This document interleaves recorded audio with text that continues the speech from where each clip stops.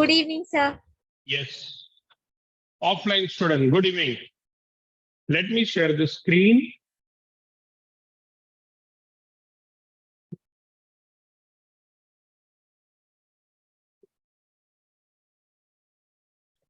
Yes, I welcome you all in this first session of Advanced Web Programming. Online student, can you read whatever I'm writing? Yes, sir. Yes, sir. Fine. तो पहला lecture है, हम थोड़ा basics पे बात करेंगे। जैसे मैंने वेकेशन में भी बच्चों को कहा था कि जब आप, और उस दिन मैंने सेमिनार में भी आप लोगों से ये कहा कि जब आप सेमेस्टर 5 के सब्जेक्ट पढ़ रहे हो, सेमेस्टर 5 के सब्जेक्ट्स आपके काफी इंटरेस्टिंग है, सेमेस्टर 6 के भी इंटरेस्टिंग है, लेकिन मैं सेमेस्टर 5 पे क्यों एम्फसाइज कर रहा हूँ कि आपका जो प्लेसमेंट आएगा वो अभी सेमेस्टर 5 खत्म होने के बाद आ जाएगा। सेमेस्टर 6 के रिजल्ट के बाद प्लेसमेंट नहीं आ रहा है, प्लेसमेंट अभी आपको आ जाएगा। तो ये जो आपके सेमेस्टर 5 के सब्जेक्ट्स है, खासकर मैं जावा, वेब प्रोग्रामिंग की बात कर रहा हूँ, सॉफ्टवेयर इंजीनियरिंग जो आप सॉफ्टवेयर मैनेजमेंट पढ़ेंगे, आईओटी पढ़ेंगे, ये सारे जो सब्जेक्ट्स ना उसके बेसिस पे एटलीस्ट 2 सब्जेक्ट तो ऐसे जावा और एडवांस वेब प्रोग्रामिंग, जिसके बेसिस पे आपको इंटरव्यू में क्वेश्चंस आएंगे। जब मैं मॉड्यूल नंबर 1 चालू भी करता हूं, जहां मैं मॉड्यूल नंबर 1 में मैं सी शार्प के बारे में, सी शार्प एक complete object oriented platform independent programming language के बारे में बात करूंगा। वो हर टॉपिक जो मैं आपसे बात करूंगा वो आपके लिए बहुत इंपॉर्टेंट है, खाली बीएससी एग्जाम सेम 5 क्लियर करने के लिए नहीं, तो आपके प्लेसमेंट के टेक्निकल इंटरव्यू के लिए। और मैं श्योर कहता हूं कि अगर आप आने वाले ये लेक्चर्स ध्यान से सुनेंगे तो आपको सब्जेक्ट तो बहुत अच्छे से आएगा ही, और आपके कॉन्सेप्ट भी। मैं अभी वेकेशन बैच का एक लास्ट लेक्चर ले रहा था, तो एक बच्ची थी, वो बोली सर कॉलेज में 2 मॉड्यूल ऐसे 3 लेक्चर में खत्म कर दिया। और आप देखो कि कम से कम हम 5 से 6 सेशन मॉड्यूल नंबर 1 पे बात करेंगे अपने। क्यों? क्योंकि कॉलेज में वो अज्यूम करके चलते हैं कि तुमको सब आता है ऑब्जेक्ट ओरिएंटेड प्रोग्रामिंग, इसलिए वो जो सी शार्प है, आजो बेटा, वो जो सी शार्प है पहला मॉड्यूल, उसको वो क्या करते हैं, छोड़ देते हैं। आप सबका कॉलेज चालू हो गया, मैं उम्मीद करता हूं। यस, तो सी शार्प सब जगह चालू हो गया होगा, करेक्ट? भाई मॉड्यूल नंबर 1 क्या करेंगे, संभाल बेटा, बहके कदम। तो मॉड्यूल नंबर 1 में क्या बात करेंगे वो आपसे, सी शार्प के बारे में ही बात करेंगे। जब मैं एडवांस वेब प्रोग्रामिंग के मॉड्यूल नंबर 1 के बारे में बात करता हूं, मॉड्यूल नंबर 1 आपसे कहता है कि आप एक नया प्रोग्रामिंग लैंग्वेज पढ़ेंगे, और वो प्रोग्रामिंग लैंग्वेज क्या होगा बेटा, सी शार्प। ये जो हैश सिंबल है, इसको आप क्या पढ़ेंगे बेटा, सी शार्प पढ़ेंगे। ये मैं अभी मॉड्यूल नंबर 1 के बारे में बात करूंगा। Module number 1 basically it's about introduction to C sharp. जब हम इंट्रोडक्शन टू सी शार्प कहते हैं, तो ये कहानी की शुरुआत कहां होती है मालूम है इसकी? क्यों पढ़ना है सी शार्प?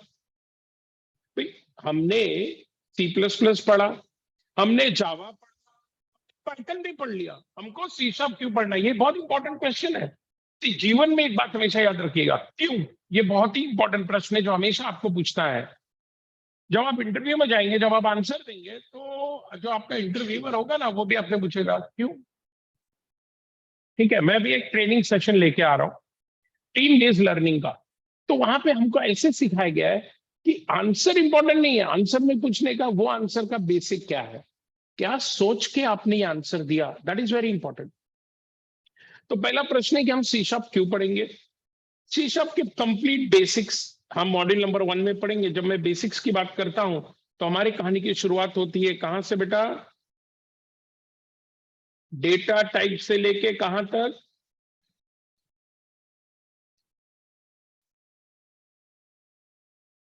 हमारी कहानी की शुरुआत कहां से होती है, डेटा टाइप से लेके एक्सेप्शन हैंडलिंग तक आपको सब कुछ आना चाहिए, तो ही आप मॉड्यूल नंबर 1 समझ पाएंगे ना। जब मैं आपसे कहता हूं कि आपको सब कुछ आना चाहिए, तो मैं खाली मॉड्यूल नंबर 1 के हिसाब से बात नहीं कर रहा हूं बेटा। जैसे मैंने कहा, हम सी शार्प क्यों पढ़ रहे हैं, आपका सब्जेक्ट का नाम है एडवांस वेब प्रोग्रामिंग। इसका मतलब आप बेसिकली आप क्या सीखने वाले हैं, टू डेवलप वेब बेस्ड आप वेब बेस्ड एप्लीकेशंस बनाएंगे, यस और नो?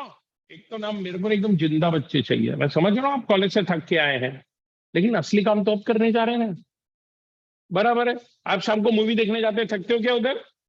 तो अपना हर सोमवार 6:30 से 8 अपन क्या लगा रहे हैं? मूवी। मूवी का नाम क्या है? Advance web programming. अच्छा, ये तो मूवी ऐसा है जो करियर बनाने वाला है तुम्हारा।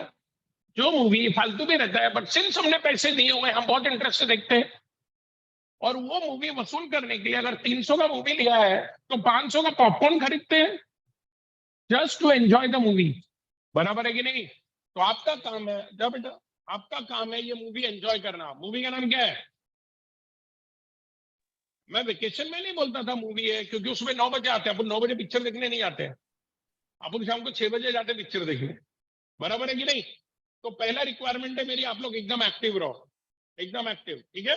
और बहुत सारे क्वेश्चन पूछो, हर हफ्ते पढ़ के आओ। हर हफ्ते पढ़ के नहीं आओगे तो फिर तुम्हारे चेहरे पे दिखेगा मुझे। जैसे मैंने कहा कि मेरी कहानी की शुरुआत में डायरेक्ट शीशा पढ़ाना नहीं चालू करूंगा भाई, हमको बेसिक्स आनी चाहिए। मैं गारंटी देता हूं तुम ये जो पढ़ोगे पूरे हफ्ते यहाँ पर, तुमने ऐसा सच में नहीं पढ़ा होगा इससे पहले, मैं गारंटी देता हूँ पक्का। हमको वेब बेस्ड एप्लीकेशन बनाना है। एक वेब बेस्ड एप्लीकेशन में क्या होता है बेटा? एक क्लाइंट होता है और एक सर्वर होता है। क्लाइंट और सर्वर थ्रू किससे बातें करते हैं? क्लाइंट ने क्या भेजा? क्लाइंट ने क्या भेजा? क्लाइंट ने रिक्वेस्ट सेंड किया, रिसीवर ने सर्वर ने क्या किया? Receives request. सर्वर क्या करता है? रिक्वेस्ट को क्या करता है? प्रोसेस करता है। स्टेप 4, सर्वर क्या करता है? जनरेट। बोलते रहो, सर्वर क्या करता है? Response generate. Very good. और लास्ट में क्या करता है? Sends response on client browser. भाई जो हमारा ब्राउजर है उसके थ्रू हम रेस्पॉन्स देखते हैं कि नहीं? आया ना क्वेश्चन? ये अच्छा बेटा, तो क्वेश्चन ये है कि रिक्वेस्ट भेजना है, रिस्पॉन्स रिसीव करना है। क्या क्वेश्चन है?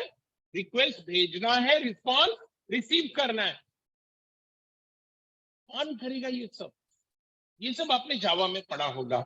रिक्वेस्ट, जब आप जावा में ये काम करते हो, क्लाइंट साइड कौन होता है? जावा में आपने देखा होगा बेटा, आप फॉर्म बनाते हो, उसमें बटन्स होते हैं, चेक बॉक्सेस होते हैं, ये कौन है? ये क्लाइंट है। जावा में सर्वर पे भी एक कोड होता है, सर्वलेट, आप सुनेंगे उसको आपके लेक्चर में।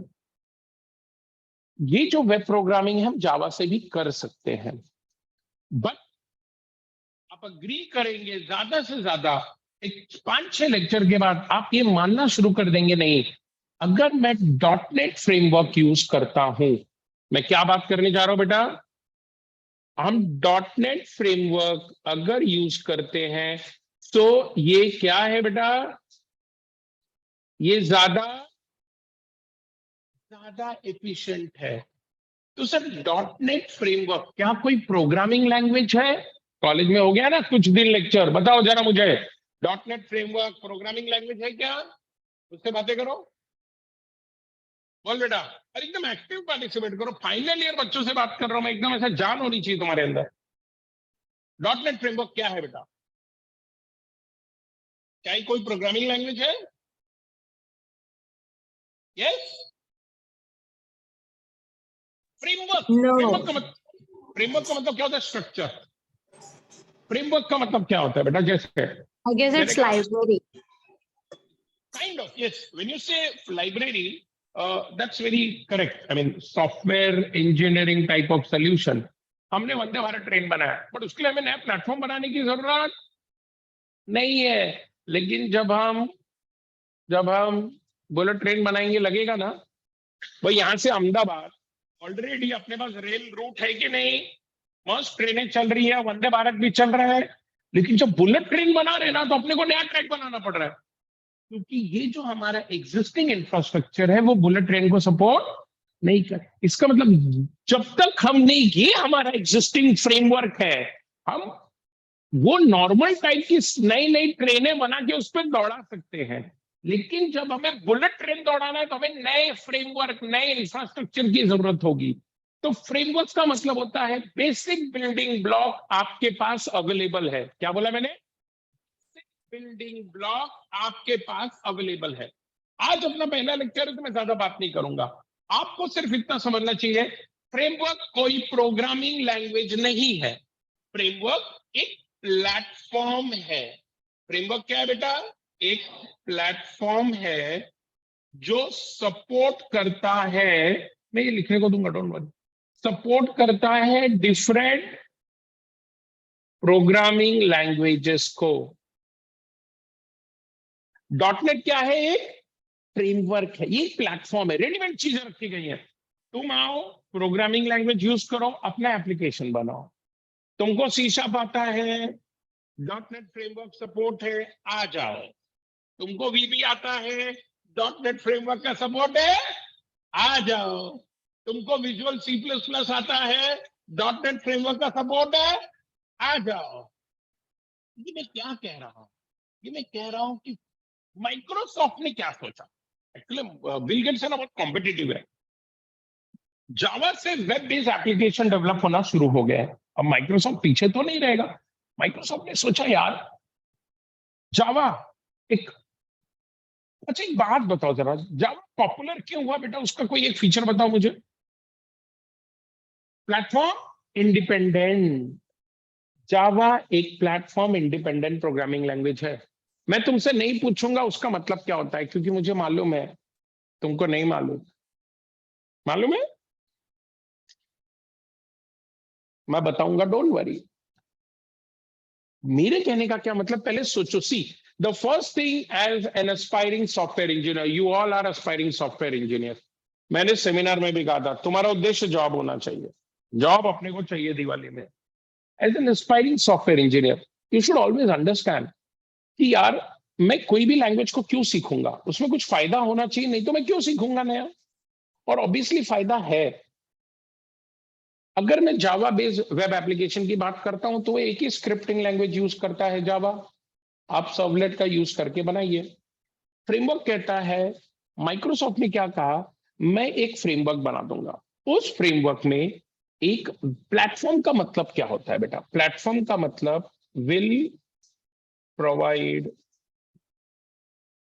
All basic building blocks to develop a web application. एक एक framework provide base, it can run on any OS. Sadia ji बेटा, जब आप कहते हो ना it can run on any OS, I will come to that, don't worry, I will come to that.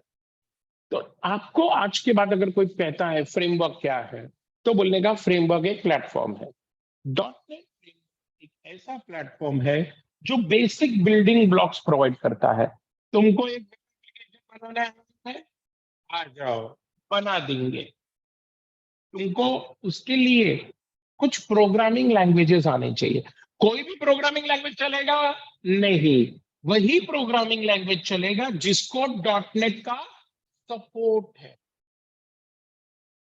Microsoft ने कहा हम एक प्लेटफॉर्म ही बना देंगे, एक वेब एप्लीकेशन बनाने को जो तुम्हें चीजें चाहिए, जो बेसिक बिल्डिंग ब्लॉक्स है, वो मैं तुम्हें रेडीमेड प्रोवाइड कर दूंगा। आप बोलोगे सर वो कैसे प्रोवाइड करेंगे? जब हम वेब एप्लीकेशन बनाएंगे तब आप देखेंगे, डोंट वरी। अब आपके पास अलग अलग प्रोग्रामिंग लैंग्वेजेस का सपोर्ट है। आप कोई भी एक प्रोग्रामिंग लैंग्वेज यूज करो, जैसे कि सी शार्प, जैसे कि वीबी, जैसे कि एफ शार्प, जैसे कि C, Visual C plus plus, etcetera. आप इनमें से किसी भी प्रोग्रामिंग लैंग्वेज का इस्तेमाल करके आप इस फ्रेमवर्क का इस्तेमाल करके एप्लीकेशन बना सकते हैं। और ये ज्यादा एफिशिएंट है, ये जावा से ज्यादा एफिशिएंट है, ये तो 100% है। क्योंकि आज के डेट में आप देखेंगे बहुत सारे वेब एप्लीकेशन डॉटनेट पे काम कर रहे हैं। आप इंडस्ट्री में भी जाएंगे और आप जब इंडस्ट्री की रिक्वायरमेंट देखेंगे, सी नॉर्मली मैंने, हमारा ऑब्जर्वेशन ऐसा है BSc IT student normally get place for web development work, क्योंकि जो पैकेज ऑफर होते हैं वेब डेवलपमेंट वर्क के पैकेज ऑफर होते हैं, जो आप धीरे धीरे आप आगे बढ़ते हैं। मैं हमेशा स्टूडेंट से कहता हूं कि अगर आप BSc IT स्टूडेंट है और आपको जॉब पे जाना चाहिए, एक फुल स्टैक डेवलपमेंट आपको आना चाहिए। मतलब you should be able to understand, create, visualize, deploy a website successfully. अगर आप ये सीख लेते हैं तो आपको जॉब मिलने के चांसेस काफी अच्छे बढ़ जाते हैं। फुल स्टैक डेवलपमेंट कहा जाता है। क्या कहा जाता है बेटा? यही नहीं, इंजीनियरिंग के भी 60 से 70% बच्चे वही काम कर रहे हैं, वेब बेस्ड एप्लीकेशन। तो अगर आपको अच्छे से .NET फ्रेमवर्क आता है, you will be definitely absorbed and you have more opportunities. तो चलो मैं वापस आ जाता हूं। हम क्यों पढ़ रहे हैं C#? हम C# इसलिए पढ़ रहे हैं क्योंकि मैं .NET फ्रेमवर्क का यूज करना चाहता हूं। सर, आपने कहा कि आप किसी भी प्रोग्रामिंग लैंग्वेज को यूज कर सकते हैं, बराबर है सर। इनमें से हम क्या यूज करने वाले हैं? We are going to use क्या बेटा? C#। क्यों? क्योंकि एक्चुअली माइक्रोसॉफ्ट का फेवरेट लैंग्वेज है। जैसे मैंने कहा, जैसे ही हमारे प्रश्न आएगा C# पढ़ना है, what is the first thing that comes to your mind? क्यों पढ़ना है C#? तो can we focus on this? तुमको अभी कुछ लिखने का तुम्हारे काम का नहीं। जब तुम्हारे काम का लिखने का आएगा मैं बोलूंगा लिखो, अभी सिर्फ तुमको सुनना है। आज तो वैसे भी पहला लेक्चर है, मैं इधर उधर की बातें करूंगा। क्यों क्यों C# चाहिए बेटा? सबसे पहला फीचर जो C# का है, जो उसको इतना पॉपुलर बनाता है, वो क्या है बेटा? It is complete object oriented programming language. Online बच्चों, कहीं भी कुछ दिक्कत आए तो पूछो जरा बेटा। क्या ऑफलाइन में मेरे को इनके चेहरे दिखते हैं? तो पहला पॉइंट मैंने क्या लिखा है बोलो? चलो, इससे पहले कौन सा ऑब्जेक्ट ओरिएंटेड प्रोग्रामिंग लैंग्वेज पढ़ा तुमने? क्या वो कंप्लीट ऑब्जेक्ट ओरिएंटेड है? हाँ या ना? ऑनलाइन वालों, तुम क्या कहते हो? Is Java a complete object oriented?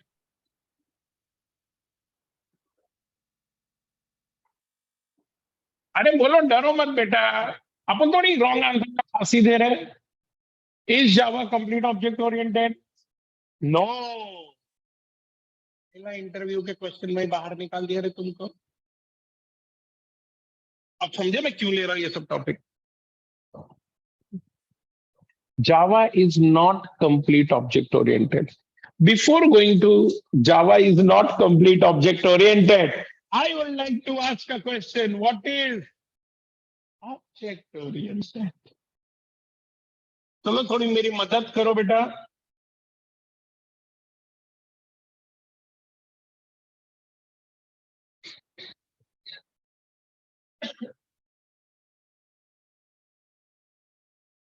क्या क्वेश्चन है?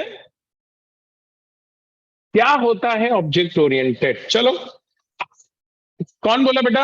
हाँ बेटा, एक पहली बात समझ लो, आप ऑब्जेक्ट से क्लास को एक्सेस ही नहीं कर सकते। क्यों? Objects are instance of class. हम ह्यूमन है, ह्यूमन एक क्लास है बेटा। जो जानवर को ये फीचर्स होंगे उनको हम इंसान कहेंगे। मालूम है ना, इंसान प्राइमरीली एक जानवर है। इन जानवरों में अगर ये फीचर्स है तो हम उनको क्या कहते हैं? इंसान। मींस मैं ह्यूमन का एक ऑब्जेक्ट हूं, ये ह्यूमन का एक ऑब्जेक्ट है, ये ह्यूमन का एक ऑब्जेक्ट है। क्लास मतलब टाइप। जैसे इंजीनियर एक क्लास है बेटा, वो हर बच्चा जो 8 सेमेस्टर क्लियर करता है वो क्या बन जाता है? इंजीनियर। डॉक्टर एक क्लास है, वो बंदा जो 5.5 साल मेडिकल पढ़ता है और सारे एग्जाम क्लियर करता है वो क्या बन जाता है? तो इसीलिए क्या कहा जाता है? Objects are instance of class, examples of class. मैं एक इंसान हूं, तो मैं इंसान का एक उदाहरण हूं ना। कोई मेरे को बोलेगा इस क्लास में इंसान कौन कौन है, हम लोग हाथ उठाएंगे, अरे भाई इंसान हूं, क्योंकि हम इंसान के एग्जाम्पल्स हैं। तो मुझसे मैं उससे कोई ह्यूमन बीइंग को एक्सेस नहीं कर सकता। रिमेंबर, मैंने कहा ना ये सब टेक्निकल इंटरव्यू क्वेश्चन है। वो तुम बोलोगे मेरे को सी# आता है, SM5 में मेरे को 90% मार्क्स मिले, संजीव सर ने पढ़ाया विद्यालंकार में, बोला ठीक है संजीव सर ने पढ़ाया, वो बाजू में छोड़ो, व्हाट इज ऑब्जेक्ट ओरिएंटेड, तुम बोलोगे that is the point here. The first thing that should come to your mind is what is object oriented। मैंने वेकेशन में क्वेश्चन पूछा था, तुमको भी पूछता हूं, एंजॉय करो लेक्चर को बेटा, आप एंजॉय करोगे बहुत सीखोगे। क्वेश्चन है, क्या नाम है बालक तुम्हारा? हाँ, साहिल। साहिल को मैंने कहा write a program to find roots of quadratic equation.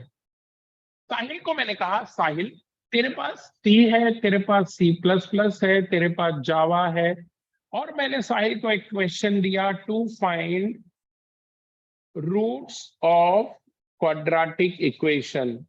Lecture full enjoy करना चाहिए तुमको, बहुत सारे डाउट पूछो, ठीक है? चलो, साहिल कौन सा लैंग्वेज यूज करेगा? C++, जावा, C++। साहिल ने कहा वो C++ यूज करेगा इसका प्रोग्राम लिखने को। आप क्या यूज करेंगे बेटा? अरे बोलो। जावा। क्या नाम है बेटा? तनया। तो तनया मैडम ने कहा वो जावा यूज करेंगे, साहिल सर ने कहा वो C++ यूज करेगा। कोई ऑनलाइन में है? कोई वीर है धरती पर? ऑनलाइन वालों किसको बोलो? सी। कौन बोला बेटा C? नाम बताओ। निहाल। निहाल, राइट। साहिल तूने कैसे डिसाइड किया बेटा C++ यूज करना है? कैसे डिसाइड किया C++? क्यों डिसाइड किया? ऐसी रैंडम कोई मन में विचार आए? मैथमेटिकल प्रोग्राम C++ में यूज कर सकते हैं। तनया मैडम जावा क्यों बेटा? ऐसे ही अभी अभी पढ़ा इसलिए याद है, C++ भूल गए, ऐसा है क्या? आप बोलो बेटा। यू नो निहाल, तू बता तूने C क्यों यूज किया? सर क्वेश्चन आया है जो कैसे। हाँ, तू वेकेशन का स्टूडेंट है ना? सी, मैं हमेशा बच्चों को बोलता हूं कि ये जो क्वेश्चन है ना, ये बहुत ही इंपॉर्टेंट इंटरव्यू क्वेश्चन है। तुमको एक प्रोग्रामिंग लैंग्वेज बोलेंगे और बोलेंगे यार तुम कौन सा कोर्स करोगे? C++, Java are object oriented, हाँ या ना? C इज प्रोसीजर ओरिएंटेड, बराबर है? तो सबसे पहले हमारे मन में मैं एक क्वेश्चन का आंसर आपको दूंगा, और वो क्वेश्चन है, आ जाओ बालक, वो क्वेश्चन है, ओए संभाल, यस आ जाओ, procedure oriented and object oriented. Now this is the first learning of the day. पहला चीज जो बच्चों को समझ में आना चाहिए, हम C# क्यों पढ़ रहे हैं? C# एक ऑब्जेक्ट ओरिएंटेड प्रोग्रामिंग लैंग्वेज है। तो पहला क्वेश्चन आपके दिमाग में आना चाहिए कि अगर ये ऑब्जेक्ट ओरिएंटेड प्रोग्रामिंग लैंग्वेज है तो ये क्या टाइप के प्रॉब्लम को सॉल्व करेगा? भाई मुझे पेड़ काटना है तो मैं चक्कू लेके पेड़ नहीं काट सकता, काटता तो चक्कू भी है। Can you understand what I am trying to convey to you is the first thing that should come to your mind कि whenever a problem is given to you, जब भी मुझे कोई प्रॉब्लम देगा पहला चीज मेरे दिमाग में आएगा यार मैं कौन सा लैंग्वेज यूज करूंगा। अच्छा कौन सा लैंग्वेज यूज करूंगा ये मैं किस बेसिस पे डिसाइड करूंगा? तो मैं ऑब्जेक्ट ओरिएंटेड यूज करूं या मैं प्रोसीजर ओरिएंटेड यूज करूं? ये बहुत ही इंपॉर्टेंट क्वेश्चन है जो सबसे पहले आपके दिमाग में आना चाहिए, क्योंकि अगर कोई आपको ये नहीं कहता कि ये पर्टिकुलर लैंग्वेज यूज करो तो आपके पास कोई आंसर नहीं है बेटा। तो प्रोसीजर ओरिएंटेड मतलब क्या? मैंने कहा था बच्चों से उस क्वेश्चन पे पूछो। देखो मैं क्या लिख रहा हूं, question arises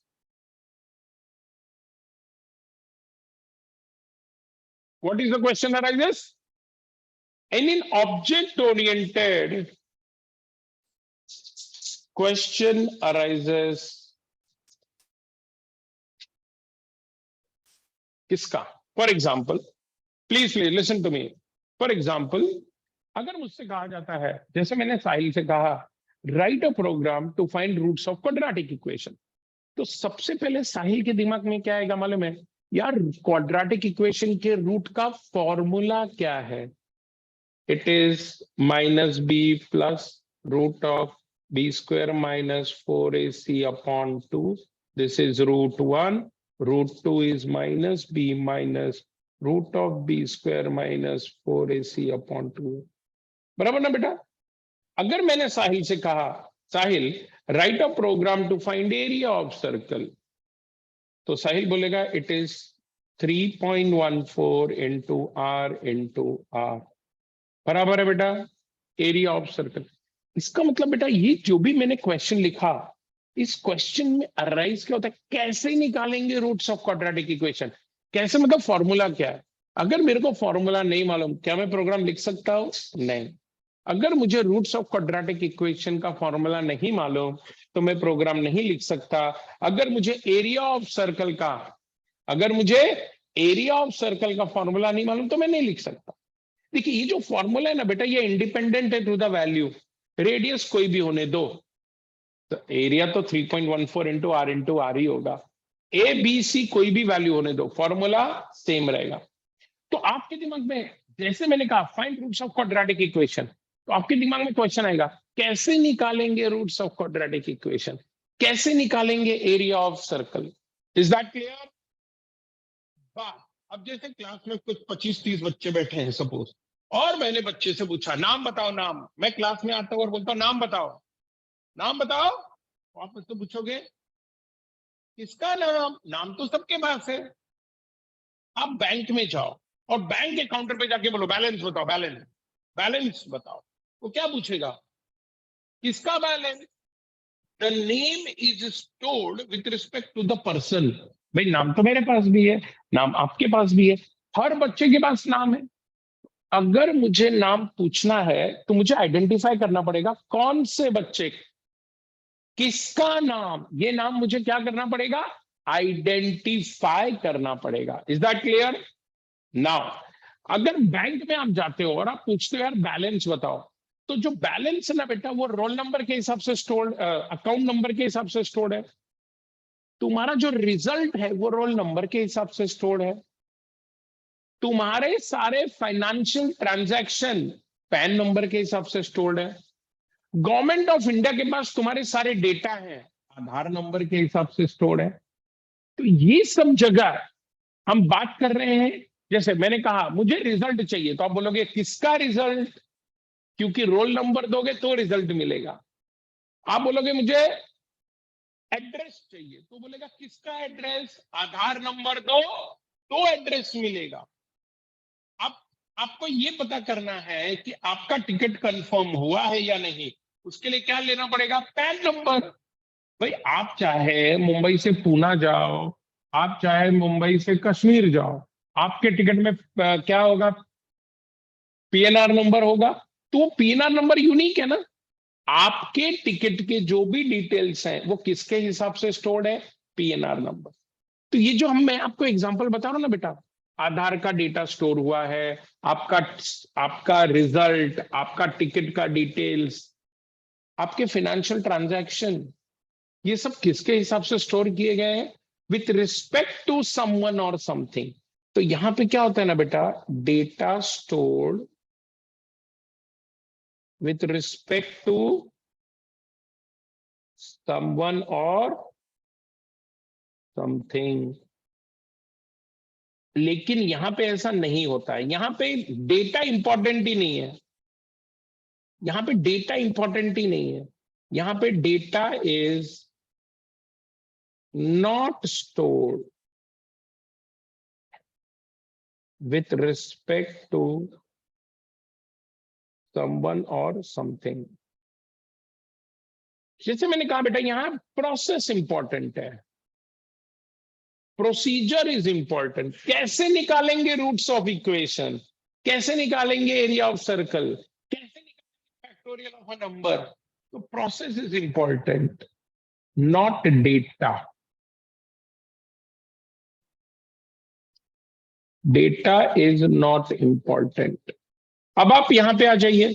government of India ने जब डिसाइड किया कि आपके आधार स्टोर करने हैं, तो उनके दिमाग में ये नहीं था कैसे करेंगे। वो बोले कैसे करना तो धीरे धीरे इवॉल्व होता रहेगा। जब 10 लाख लोगों का आधार था तो हमारा स्टोरेज का मैकेनिज्म अलग था। आज 125 करोड़ लोगों के पास आधार है तो स्टोरेज मैकेनिज्म अलग होगा। वहां इंपॉर्टेंट ये नहीं था कि कैसे डेटा स्टोर करेंगे। नंदन नेलकिनी नाम सुना है? इन्फोसिस को फाउंडर, जो जिसने आधार को इंप्लीमेंट किया है, उन्होंने इन्फोसिस से रिजाइन किया और गवर्नमेंट ऑफ इंडिया के लिए आधार बनाया। उनके दिमाग में था कि यार जब हम लोगों से डेटा ले रहे हैं, क्या क्या डेटा ले, तो उन्होंने आपके फिंगरप्रिंट लिया, आपका नाम, फोन नंबर, एड्रेस, आपका फिंगरप्रिंट रेटिना में लिया। उन्होंने ये डिसाइड किया कि क्या डेटा लेना है, वो इंपॉर्टेंट है। इसीलिए जब भी हम ऑब्जेक्ट ओरिएंटेड प्रोग्रामिंग करेंगे तो क्या इंपॉर्टेंट है बेटा? Data is important and process procedure is not important. तो यानी हमारी पढ़ाई की शुरुआत, जब हम ये सब्जेक्ट पढ़ रहे हैं तो हमारी पढ़ाई की शुरुआत यहां से होनी चाहिए कि अगर किसी ने मुझे कोई प्रॉब्लम दिया है तो ये मैं कैसे डिसाइड करूंगा कि वो प्रोसीजर ओरिएंटेड सॉल्व करेंगे या हमेशा क्वेश्चन करने का, इसका आंसर क्या है। Is that clear? तो अब बताइए, जब गवर्नमेंट ऑफ इंडिया को आधार बनाना था तो उन्होंने सोचा यार आधार में क्वेश्चन क्या आएगा, हमको एड्रेस स्टोर करना है। तो कल कोई एड्रेस मांगेगा, कोई मुझसे कहेगा एड्रेस चाहिए, वो क्या कहेगा, किसका? अच्छा, ये आधार नंबर का एड्रेस। आधार बनने के बाद कितना आसान हो गया है, तुमको सिम कार्ड लेना है, फटक से 2 मिनट में वेरीफाई हो जाता है। मुझे याद है वो जमाना जब मैं बात कर रहा हूँ 2003 2004 2005 का। एक सिम कार्ड लेने के बाद 5 दिन तक 10 दिन तक वो एक्टिवेट ही नहीं होता था। क्यों?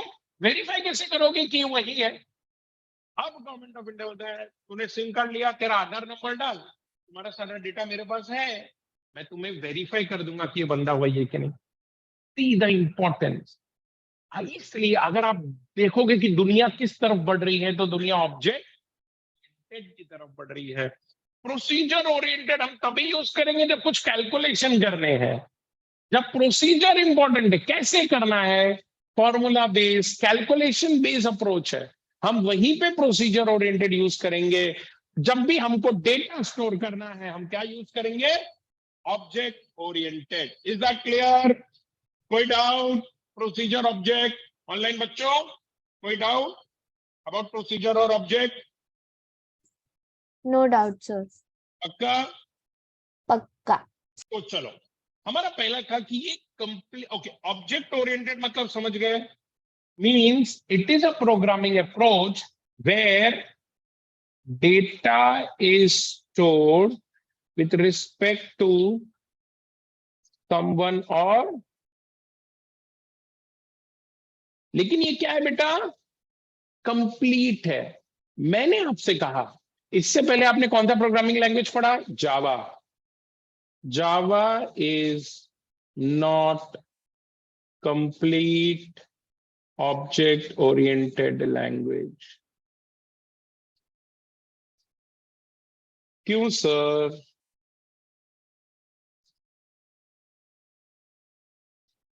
बेटा जावा में आप ऐसे लिखते हो क्लास example1, बराबर ना? फिर आप लिखते हो public static void main string ar, बराबर? फिर आप लिखते हो int ab, बराबर है? ये क्या है बेटा? int ab क्या है? प्रिमिटिव डेटा कहा जाता है, बिल्ट इन डेटा टाइप। क्या कहा जाता है? Built in data type. इसे हम और क्या कहते हैं बेटा? Primitive data type. Now, please listen, very important, because this is again an interview question. Someone will ask you, okay, you know C#. Yes, sir. Prior to this, we studied Python. Prior to that, you studied Java. So you may be asked a question okay, tell me, is Java complete object oriented बोलने का? No. Why? Very very important point. Java में ना बेटा, ये जो built in data types है, int, float, long, char, double, ये class नहीं होते। They do not represent any class in Java. These built-in types or primitive types does not represent objects of any class. बेटा जब मैं कहता हूं complete object oriented, इसका मतलब सब कुछ ऑब्जेक्टमय हो गया है, हर कुछ ऑब्जेक्ट है, सब कुछ ऑब्जेक्ट है। जावा कहता है ना, जावा में जो बिल्ट इन डेटा टाइप्स है उनको हम एज एन ऑब्जेक्ट ट्रीट नहीं कर सकते। क्या बोला? जावा में जो बिल्ट इन डेटा टाइप्स है उनको हम एज एन ऑब्जेक्ट ट्रीट नहीं कर सकते। तो आप कहते हो सी शार्प कंप्लीट ऑब्जेक्ट है, बराबर। अच्छा, कॉलेज में एक आधा प्रोग्राम तो करा दिया होगा, नहीं करा है? ओके, जो बच्चे फर्स्ट टाइम लेक्चर अभी बैठ रहे हैं, वेकेशन वाले नहीं है, तुम्हारे लिए विजुअल स्टूडियो 2010 आप डाउनलोड कर सकते हो, इंटरनेट पे फ्री है। हालांकि नेक्स्ट लेक्चर में मैं लिंक दे दूंगा। कुछ वेकेशन वालों ने अब तक नहीं किया है डाउनलोड, किया ना? गुड, यही उम्मीद थी तुमसे। Okay, now listen. जिससे मुझसे उस दिन सेमिनार में बच्चों ने पूछा, सर आप प्रोग्राम रन करके दिखाएंगे? मैं बोला तुम थक जाओगे, इतना रन करूंगा। विजुअल स्टूडियो 2010 आपको इंस्टॉल करना है। मैं विजुअल स्टूडियो 2010 चालू कर रहा हूं, 1 मिनट। 2019 भी इंस्टॉल कर सकते हो, तुम्हारे कॉलेज पे डिपेंड करता है कि वो क्या कर रहे हैं। हालांकि तुम्हारा पूरा सिलेबस में जो भी टॉपिक है 2010 में कवर हो जाएगा। चलो, आप देख रहे हैं विजुअल स्टूडियो 2010 मैंने चालू किया बेटा। देखो जरा सब लोग, मैं कहां के गया? फाइल पे क्या सिलेक्ट कर रहा हूं? न्यू। मैं सी शार्प मैं विजुअल स्टूडियो यूज करके प्रोजेक्ट भी बना सकता हूं, और अभी मैं क्या सिलेक्ट कर रहा हूं? सब लोग ध्यान से देख रहे हो? फिर से मैंने विजुअल स्टूडियो 2010 चालू किया, मैं फाइल पे गया, फिर मैं न्यू पे गया, क्या सिलेक्ट कर रहा हूं? ऐसा कैसे हो गया थोड़ा? ठीक है, ओके। मैं फाइल पे गया बेटा, मैं न्यू पे गया, मैं क्या सिलेक्ट कर रहा हूं? Project. Good, can you see this? नए प्रोजेक्ट के लिए हमारे पास रेडीमेड टेम्पलेट्स है। देखो क्या लिखा है, इंस्टॉल्ड टेम्पलेट्स। तुमको कंसोल एप्लीकेशन बनाना है, आ जाओ। तुमको वेब एप्लीकेशन बनाना है, आ जाओ। तुमको लाइब्रेरीज बनाने हैं, आ जाओ। तुमको सिल्वर लाइट एप्लीकेशन बनाना है, आ जाओ। Is that clear? तो इसको बोलते हैं रेडीमेड टेम्पलेट्स अवेलेबल है। अच्छा, कौन कौन से लैंग्वेज को सपोर्ट है? ये कौन सा लैंग्वेज दिख रहा है तुमको? अदर लैंग्वेजेस में जरा ध्यान दो। मैंने जब विजुअल सी शार्प सेलेक्ट किया, सब सी शार्प के टेम्पलेट्स हैं, देखो जरा। मैंने वीबी सेलेक्ट किया, सारे टेम्पलेट्स किसके आ गए? मैंने सी प्लस प्लस सेलेक्ट किया, सारे सी प्लस प्लस के टेम्पलेट्स हैं। हमारा सिलेबस क्या बोलता है? C sharp. उसके बाद मैंने क्या सेलेक्ट किया? वेब एप्लीकेशन के लिए थोड़ा टाइम है, मैंने क्या सेलेक्ट किया? कंसोल डाला, ओके बोला,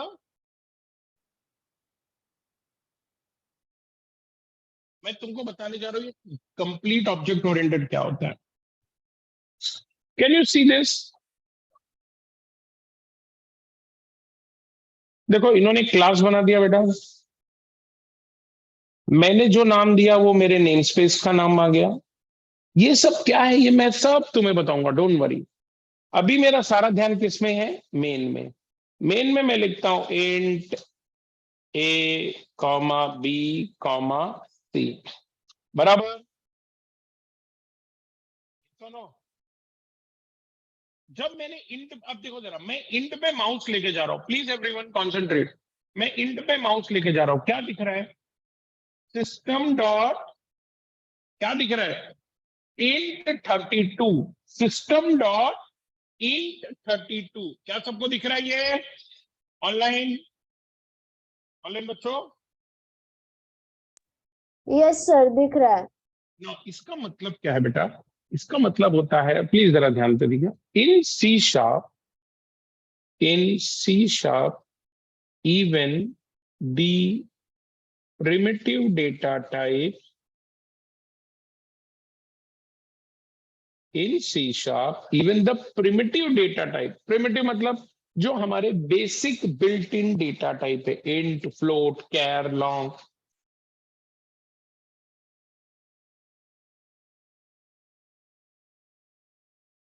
जो हमारे प्रिमिटिव डेटा टाइप्स हैं in C sharp, even the primitive data types represents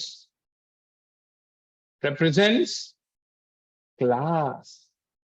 so please ध्यान से, सो अगर मैं लिखता हूं int A comma B, so ये ए और बी क्या है मालूम है? They are not normal variable, they are check.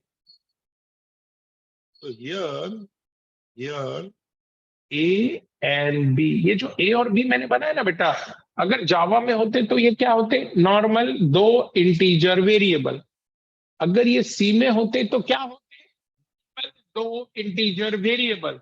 लेकिन ये सी शार्प है, तो here A and B are objects of class. Class का नाम मैंने क्या बोला? System dot in 32। ये मैं तुमको बताऊंगा, डोंट वरी। ये देखो मैंने यहां पे लिखा हुआ है, if you can go through, see every integer that you create, every integer that you create, it represents which class? ये मैं बताने वाला हूं, don't worry. Let me first come to this part, कि जब भी मैं कोई बेसिक वेरिएबल भी बनाऊंगा ना बेटा, वो ऑब्जेक्ट है, यानी सब कुछ ऑब्जेक्ट में है। So we can say C sharp is complete object oriented programming language. चलो एक मिनट, चलो थोड़ा समराइज करते हैं हमने क्या बात की। मैंने कहानी की शुरुआत की कि भाई मैं, सब लोग ध्यान से सुनो, मैं सी शार्प क्यों पढ़ूं सर? पहला, सी शार्प एक complete object oriented programming language है। सर पहले ये ऑब्जेक्ट ओरिएंटेड क्या है? फिर हमने एक और चीज पढ़ा, सर हम कैसे आइडेंटिफाई करेंगे कि मुझे अगर कोई प्रॉब्लम दिया है तो मैं उसे प्रोसीजर अप्रोच से सॉल्व करूं या ऑब्जेक्ट? तो क्वेश्चन पूछने का, अगर क्वेश्चन है कैसे, कैसे इंपॉर्टेंट है, प्रोसीजर इंपॉर्टेंट है, तरीका इंपॉर्टेंट है, तो वो प्रोसीजर ओरिएंटेड। तरीका इंपॉर्टेंट नहीं है, डेटा इंपॉर्टेंट है। तरीका इंपॉर्टेंट, क्या इंपॉर्टेंट है? तो वो ओके सर, तो सी शार्प एक ऑब्जेक्ट ओरिएंटेड है, हाँ या ना? दिमाग मान गया आपका? दूसरा क्वेश्चन है सर ये कंप्लीट है कि इनकम्प्लीट? तो हम कंपेयर करते जावा के साथ, जावा इनकम्प्लीट है। जावा में देखो बेटा, एक बात नोटिस करो, सी प्लस प्लस आपने पढ़ा है, बोलो हाँ। सी प्लस प्लस में ना क्लास के बाहर डिक्लेरेशन अलाउड है कि नहीं? यस, क्लास के बाहर आप वेरिएबल बना सकते हो, ग्लोबल, हे भगवान, ग्लोबल वेरिएबल बना सकते हैं कि नहीं? जावा अलाउ करता है क्या ग्लोबल? नहीं, जावा ग्लोबल अलाउ, फिर से जावा ग्लोबल अलाउ, जो भी बनाना है क्लास के। यार पर जावा मतलब कंप्लीट है नहीं, जावा एक गड़बड़ बोलता है। जावा बोलता है यार सब कुछ तो ठीक है, लेकिन वो जो प्रिमिटिव डेटा टाइप्स है ना, वो क्लास को रिप्रेजेंट नहीं करते। मतलब जब तुम इंटीजर बनाते हो तो वो ऑब्जेक्ट नहीं बनाता, इंटीजर वेरिएबल बनाता है। जब तुम फ्लोट बनाते हो तो वो ऑब्जेक्ट नहीं बनाता, फ्लोट वेरिएबल बनाता है। सी शार्प कहता है अपन ये प्रॉब्लम सॉल्व करने का। सी शार्प में सब कुछ ऑब्जेक्टमय है, यहां तक कि जो तुम वेरिएबल भी डिक्लेयर करते हो, integer, float, long, double, character, they all content bye a class. Late me show you something. ये देखो, देखो जरा, ये मैं तुमको लिखवाने वाला हूं, डोंट वरी, बस खाली देखो जरा। इंटीजर कौन से क्लास को रिप्रेजेंट करता है? System dot in 32। ये जो मैं फेमस फेमस वाली बोल रहा हूं, जो हमने बचपन में पढ़ा है। लॉन्ग कौन सी क्लास को रिप्रेजेंट करता है? फ्लोट कौन से क्लास को रिप्रेजेंट करता है? System dot single. फ्लोट कौन सी क्लास को रिप्रेजेंट करता है? कैरेक्टर कौन से क्लास को रिप्रेजेंट करता है? डबल कौन सी क्लास को रिप्रेजेंट करता है? स्ट्रिंग, स्ट्रिंग कौन सी क्लास को रिप्रेजेंट करता है? हर डेटा टाइप किसी ना किसी क्लास को रिप्रेजेंट करता है। तो जब मैं इंटीजर बनाता हूं तो मैं ऑब्जेक्ट बनाता हूं, जब मैं फ्लोट बनाता हूं तो मैं ऑब्जेक्ट बनाता हूं, जब मैं लॉन्ग बनाता हूं तो मैं ऑब्जेक्ट बनाता हूं, जब मैं डबल बनाता हूं तो मैं, सब कुछ ऑब्जेक्ट में है। इसलिए क्या कहते हैं? Complete object oriented language. Is this clear everyone? हम अपना डिस्कशन आगे बढ़ा। आपको कुछ लिखना है इसमें से? यस। ये एग्जाम में अभी तो कुछ भी नहीं पूछा जाएगा जो मैंने बताया। तुमको एग्जाम में जो आएगा वो लिखो ना, ये तो मैं तुमको शेयर करने वाला हूं, डोंट वरी। ओके, आगे अपना कार्यक्रम बढ़ाते हैं। सर ठीक है, आपने पहला पॉइंट बता दिया, why C sharp is complete object. मेरा नेक्स्ट क्वेश्चन है, please. Question 2 is C sharp is platform, ये एग्जाम में आया हुआ क्वेश्चन है। क्या क्वेश्चन है? Is platform independent programming language. Okay, so question ये है कि C sharp is platform independent. Okay, can I go ahead now? Now listen here, let me ask you a question. मैंने अभी भी क्वेश्चन पूछा था बेटा, प्लेटफॉर्म इंडिपेंडेंट क्या होता है? ऑनलाइन में एक बच्चे ने आंसर दिया, सर जो हर ओएस पे रन हो जाए वो प्लेटफॉर्म इंडिपेंडेंट। क्या ये सही है? हाँ या ना? हाँ। तो मेरा क्वेश्चन है, क्या सी एक प्लेटफॉर्म इंडिपेंडेंट प्रोग्रामिंग लैंग्वेज है? क्या सी एक प्लेटफॉर्म इंडिपेंडेंट प्रोग्रामिंग लैंग्वेज है? हाँ या ना? हाँ या ना? अगर हाँ है, एक मिनट, अगर हाँ है तो मेरा एक क्वेश्चन है, क्या सी विंडोज पे नहीं चलेगा? क्या सी लिनक्स पे नहीं चलेगा? क्या सी मैक पे नहीं चलेगा? तो फिर प्लेटफॉर्म इंडिपेंडेंट क्यों नहीं? भाई अगर डेफिनेशन ये है कि जो हर ओएस पे चलेगा वो प्लेटफॉर्म इंडिपेंडेंट है, अगर डेफिनेशन क्या है, जो हर ओएस पे चलेगा वो प्लेटफॉर्म इंडिपेंडेंट है, तो सी तो हर ओएस पे चलता है, अरे सी प्लस प्लस भी हर ओएस पे चलता है। बट कुछ बच्चे बोल रहे हैं नहीं सर, सी तो प्लेटफॉर्म इंडिपेंडेंट नहीं है। तो ये मेरा क्वेश्चन है, तुम समझते क्या हो प्लेटफॉर्म इंडिपेंडेंस से? Yes, anyone? बोलो बोलो, what do you understand by platform independence? Yes. देखो मैं कुछ लिखने जा रहा हूं।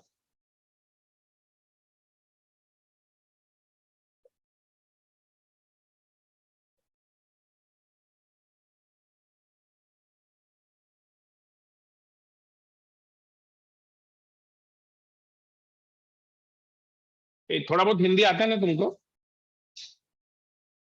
वैसे मैं हिंदी में नहीं लिख रहा हूं, तुम ब्लेम नहीं कर सकते।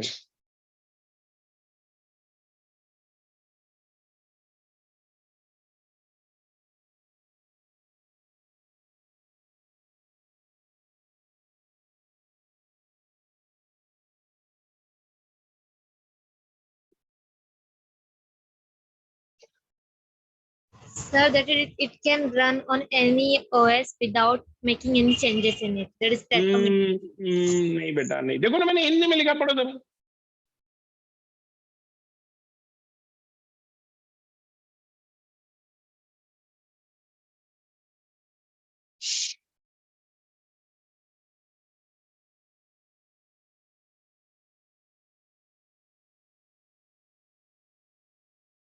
सबसे पहले हम बात करने जा रहे हैं प्लेटफॉर्म।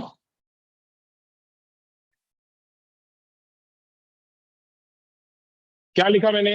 अगर एक प्रोग्राम एक पर्टिकुलर ओएस पे कंपाइल करते हैं और वो compile code I am very specific, वो कंपाइल कोड सिर्फ उसी पर्टिकुलर ओएस पे रन कर सकते हैं, तो वो प्लेटफॉर्म डिपेंडेंट है। सर इसका मतलब क्या होता है, जरा देखो जरा प्लीज। आज के बाद ना तुम प्लेटफॉर्म इंडिपेंडेंस तो पक्का गलती नहीं करोगे। समझो पप्पा ने मुझे एक लैपटॉप लाके दिया जिसपे एक्सपी ऑपरेटिंग सिस्टम है, बड़ी मेहनत से मैंने उस पर एक सी प्रोग्राम बनाया। C higher language, higher level language है। सबसे पहले उसे मैं क्या करूंगा, बताओ बेटा? कंपाइल करूंगा। एक चलो बात बताइए, e1.c जब कंपाइल होगा तो आउटपुट में क्या आएगा? e1.exe और e1.obj ऑब्जेक्ट कोड बनता है बेटा। ये जो है ये मेरा सोर्स कोड है। एक बात बताइएगा, क्या सोर्स कोड रन होता है क्या? सोर्स कोड कभी रन नहीं होता।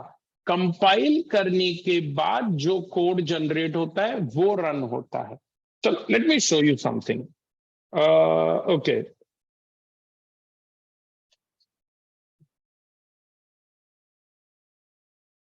मैंने Dev C plus plus open किया, new source file hash include stdio.h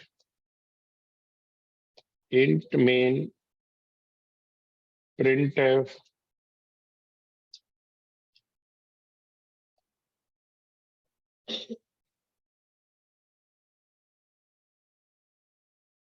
बराबर है रिटर्न 0।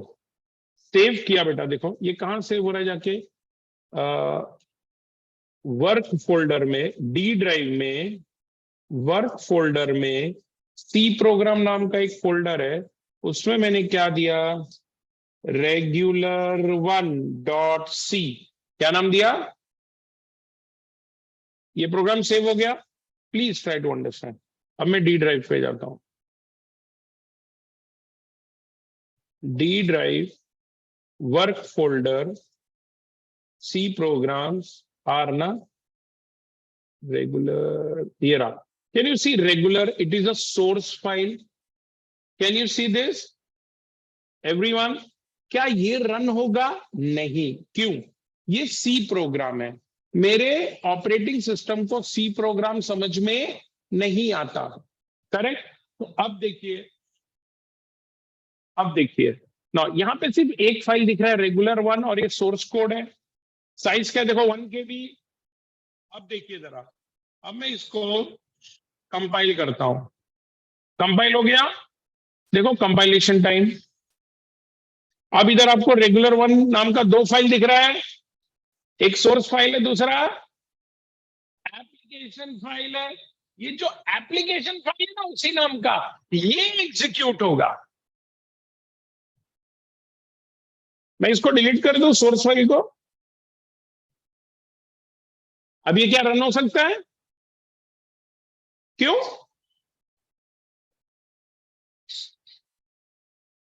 क्यों नहीं रन हो सकता? इधर आगे तो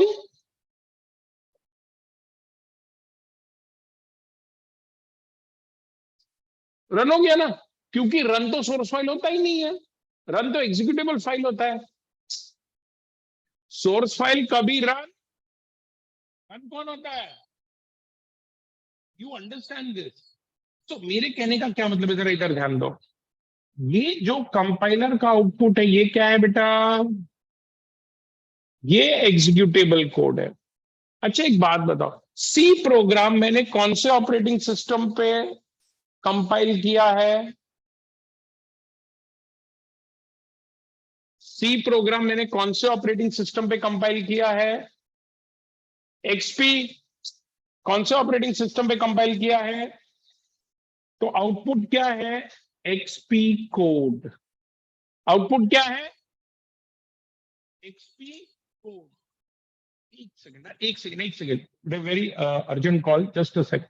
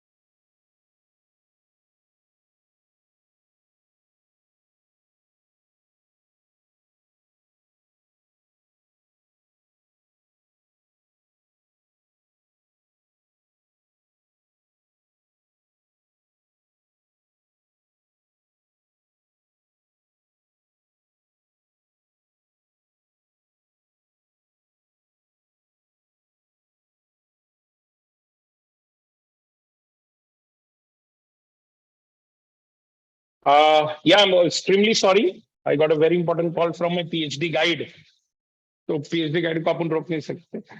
चलो तो बेटा हमने क्या कहा ये प्लीज हमने जो बात, क्योंकि मैं आपसे गारंटी देता हूं आपके एग्जाम में क्वेश्चन आने के बहुत अच्छे चांसेस हैं. Why C sharp is platform independent 4 बार पूछा जा चुका है. दूसरा एग्जाम में आए वो दूसरी बात है. आपको इंटरव्यू में 100% एक क्वेश्चन पूछा जाएगा प्लेटफॉर्म इंडिपेंडेंट क्या होता है. तो हम आप उसको ये नहीं बोल सकते कि जो हर ऑपरेटिंग सिस्टम पे रन हो, क्योंकि हर ऑपरेटिंग सिस्टम पे तो सी भी रन होता है, C++ भी रन होता है. तो यहां खेल कैसा है, अब ये देखिए ये मेरे पास 2 फाइल है बेटा.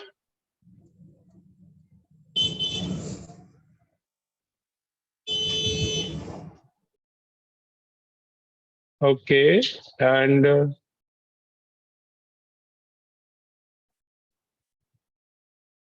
Late me okay save as. Okay अब मैंने सेव कर दिया. देखो सोर्स फाइल भी एप्लीकेशन भी है. अब मैं क्या करता हूं, ये जो एप्लीकेशन फाइल है ना उसको मैं पेन ड्राइव में कॉपी करता हूं. Try to understand. ये जो एप्लीकेशन फाइल है ना सोर्स फाइल नहीं है. कौन सा फाइल? क्यों? क्योंकि सोर्स तो रन. ये एप्लीकेशन फाइल में पेन ड्राइव में कॉपी करता हूं और एक लिनक्स मशीन पे ले जाके पेस्ट कर देता हूं. एक लिनक्स मशीन पे ले जाके पेस्ट कर देता हूं और अब मैं लिनक्स पे रन करने की कोशिश करता हूं. क्या रन होगा? क्या रन होगा?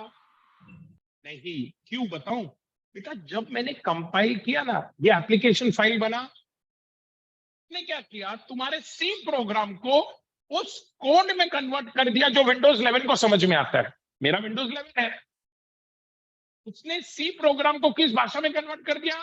जो विंडोज 11 को समझ में आता है. क्यों? रन किसको करना है? विंडोज 11 को. अब ये जो भाषा है वो विंडोज 11 की भाषा है. तुम इसको ले जाके कहां पे रन करने की कोशिश करते हो? लिनक्स पे. वो बोलता है ले मेरे को तो समझ में ही नहीं आता, ये तो विंडोज 11 है. इसका मतलब अगर ये मैं जो फाइल है वो कॉपी करता हूं और दूसरे विंडोज 11 पे ले जाके रन करता हूं तो रन होगा.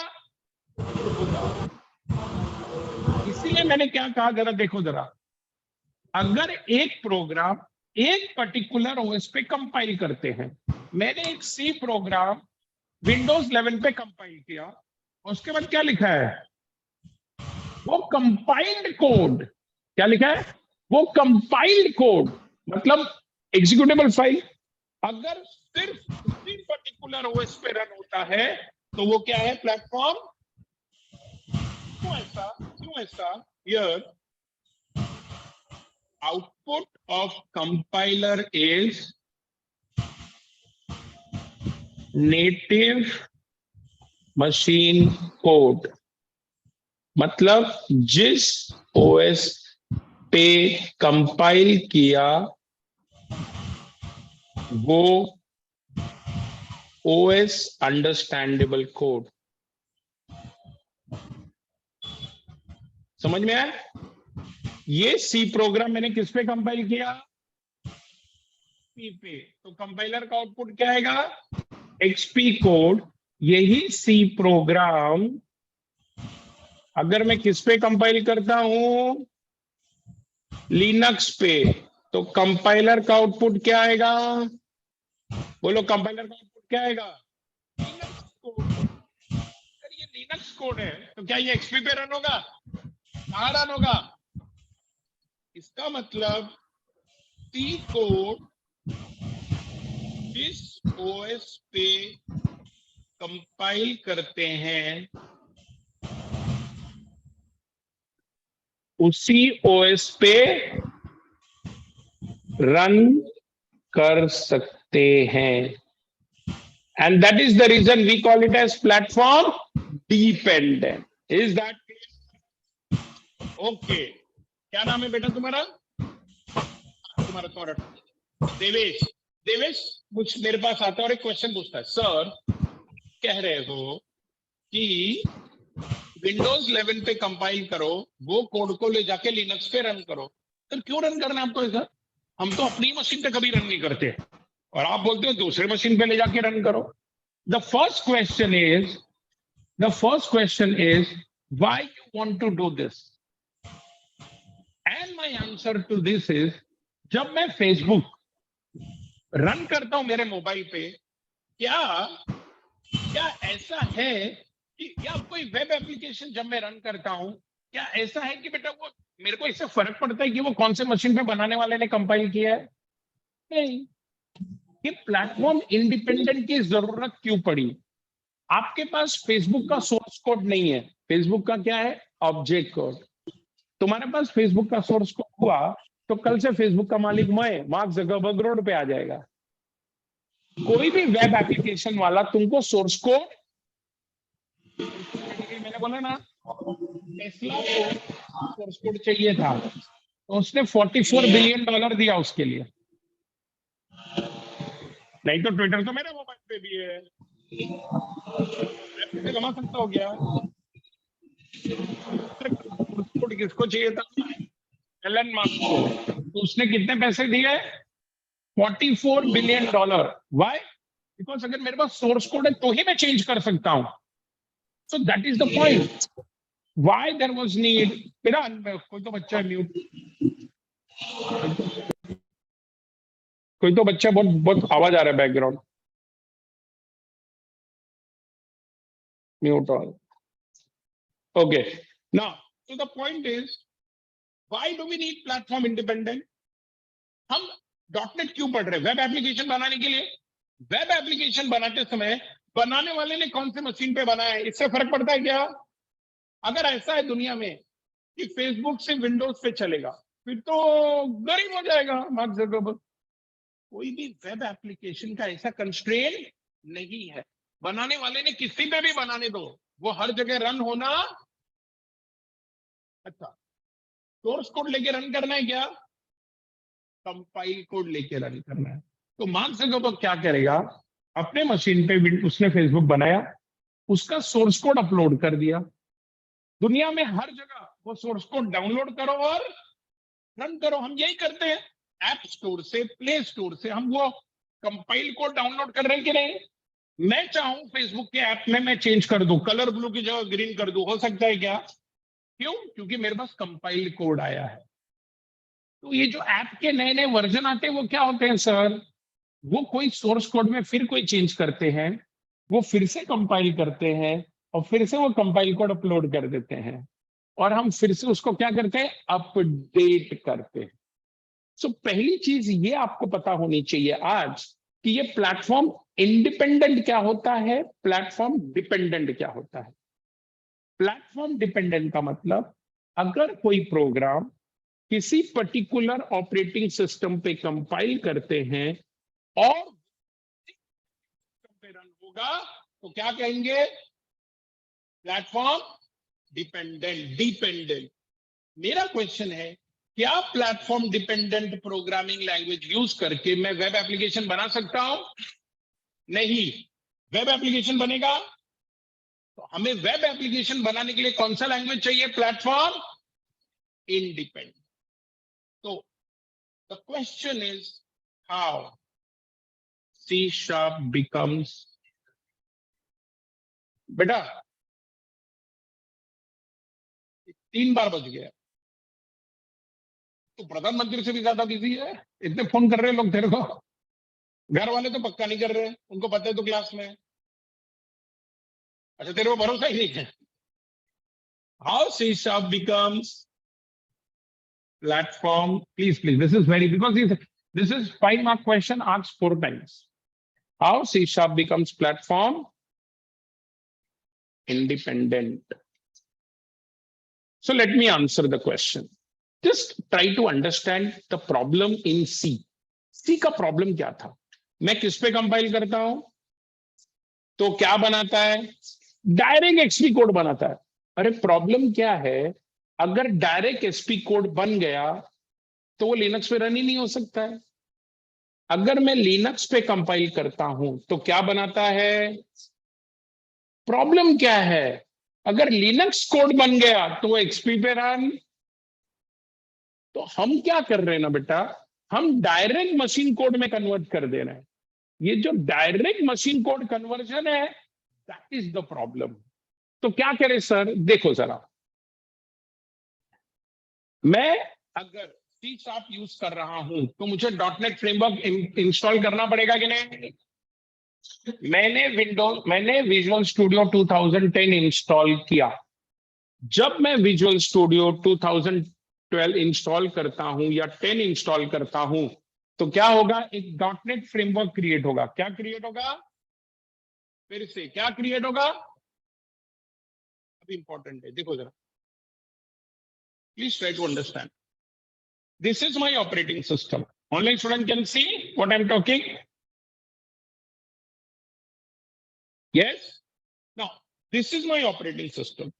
And let's say my eyes are compiler. C में क्या होता है?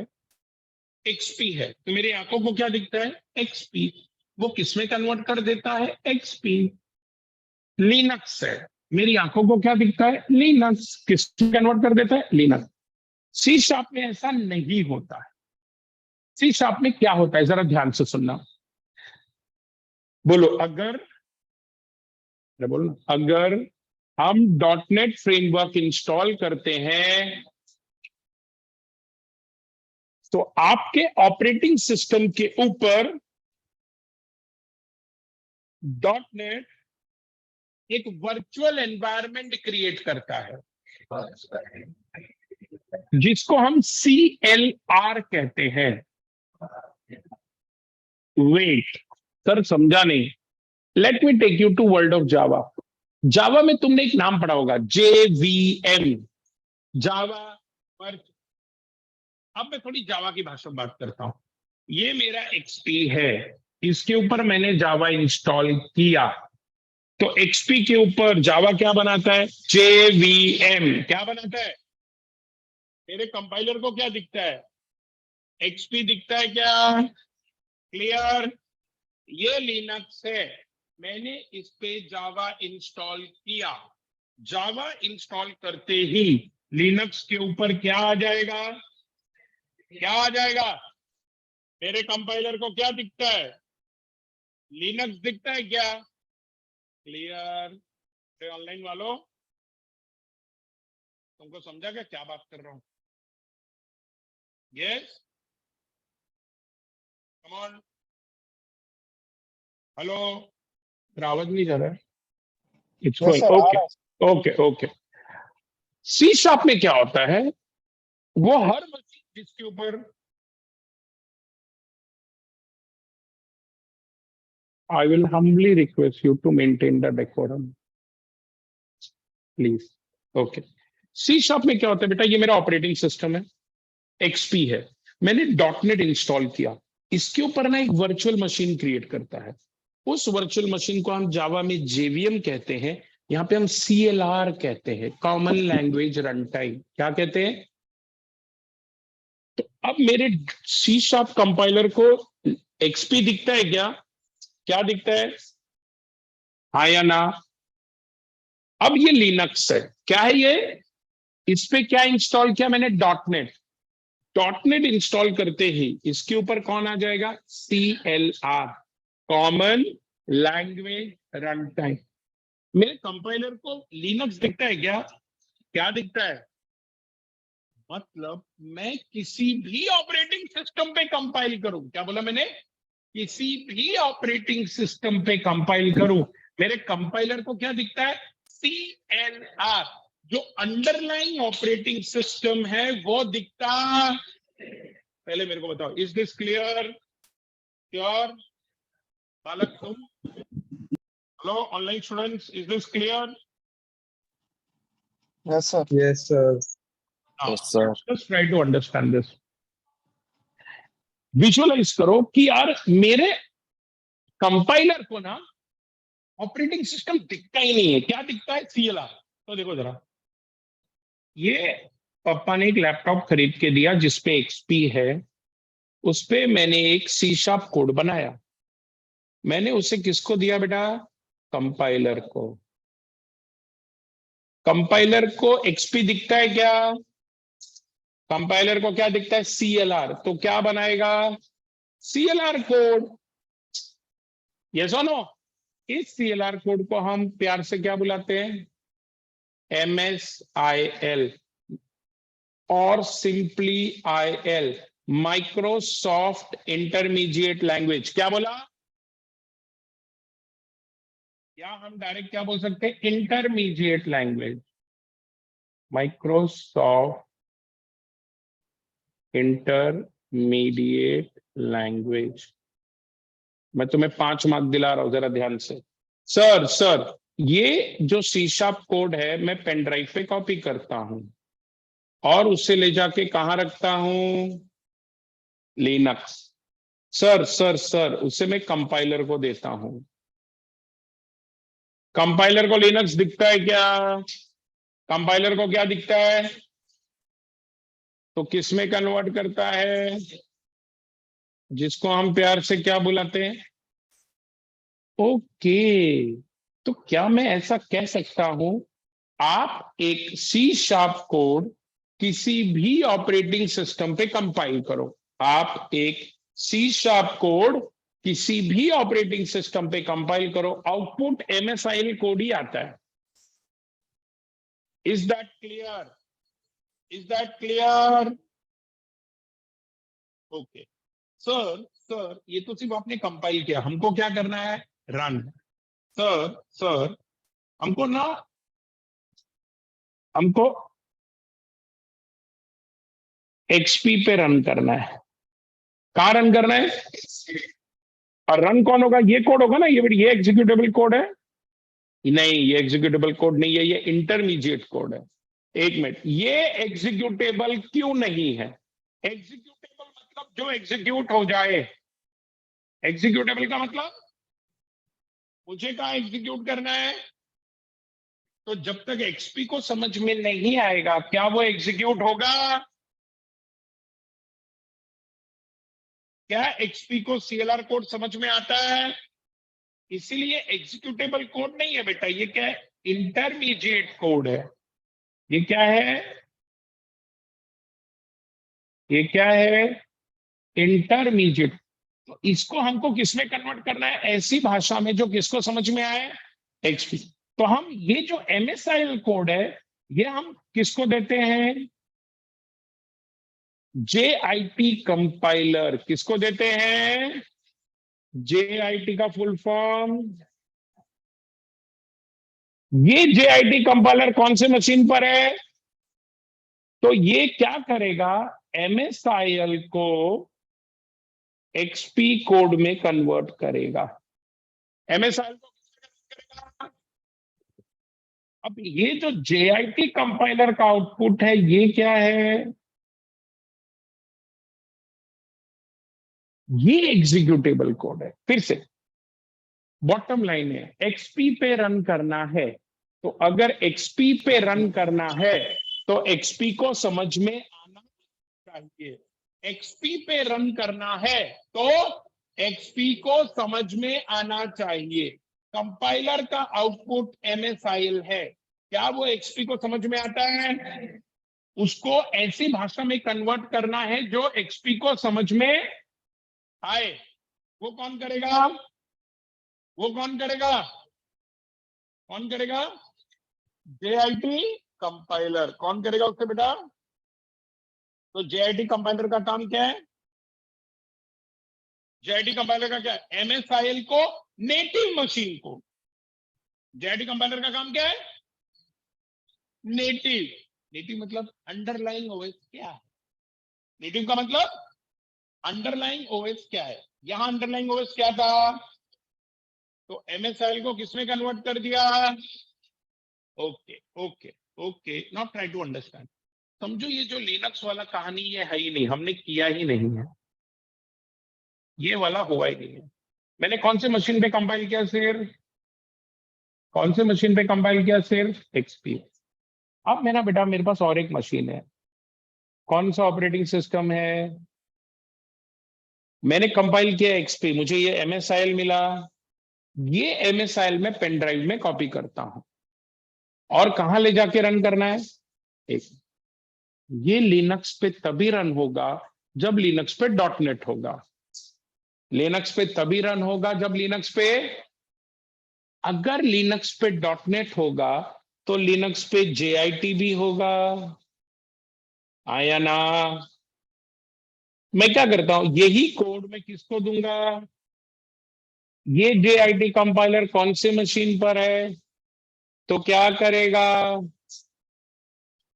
MSIL को किसमें कन्वर्ट करेगा? तो लिनक्स को समझ में आ गया, लिनक्स क्या करेगा, एग्जीक्यूट करके मुझे क्या देगा, ये भी एग्जीक्यूट करके मुझे क्या देगा।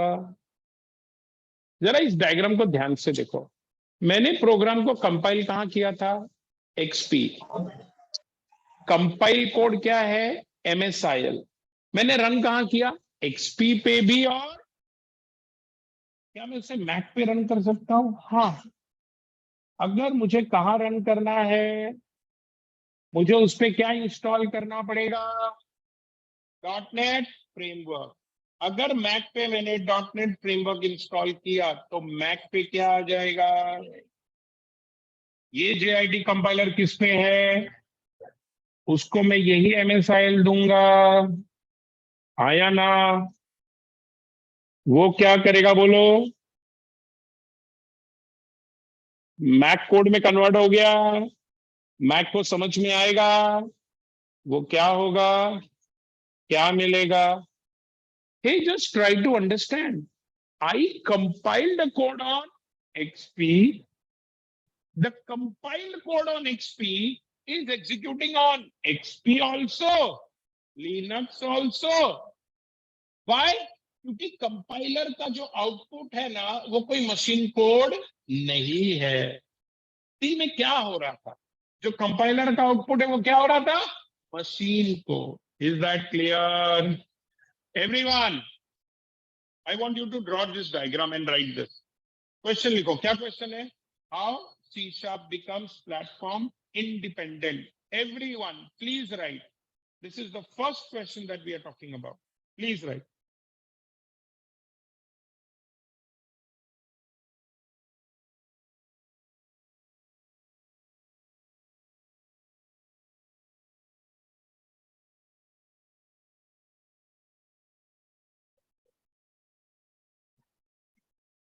Please write.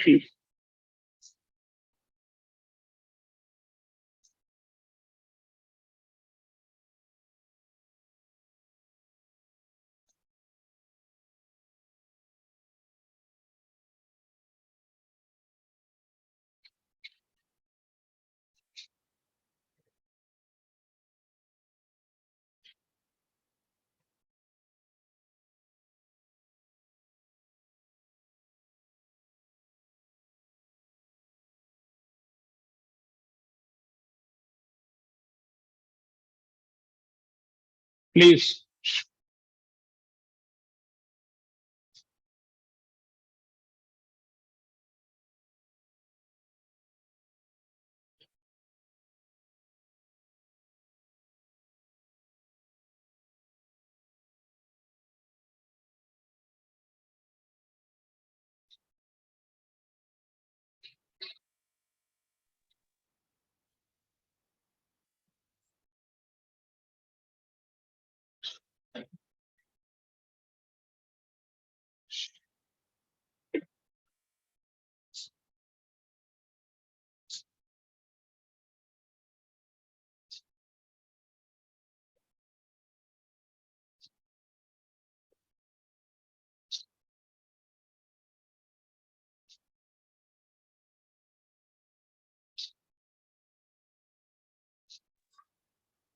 Done?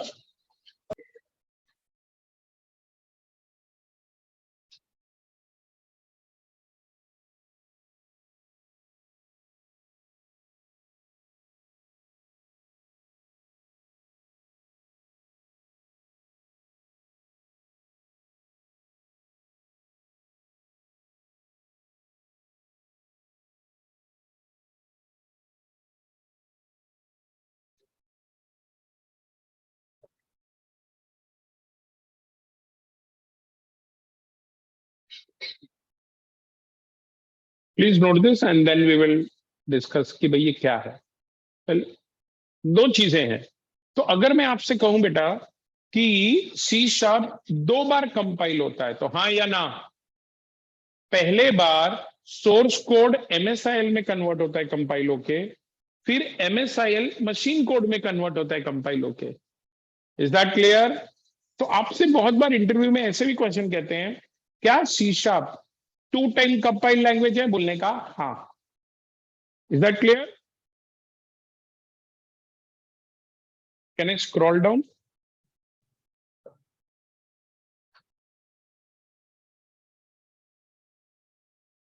ये डायग्राम से हमको सिर्फ एक चीज समझ में आता है, कंपाइल एक बार किया, किसी दूसरे मशीन पे किया, रन कितनी बार भी किसी और मशीन पे कर सकते हैं, सिर्फ वहां .NET होना चाहिए।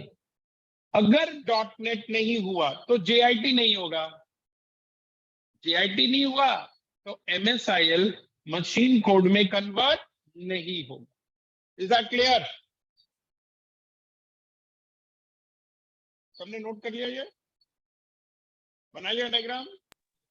Okay, can I give you some, can I write some points? Here my point start. पहला, आपका आंसर 5 मार्क का कैसे बनेगा? पहले जो है डायग्राम बनाएंगे आप, फिर आप ये लिखेंगे, on every machine where .NET is installed, it creates a virtual environment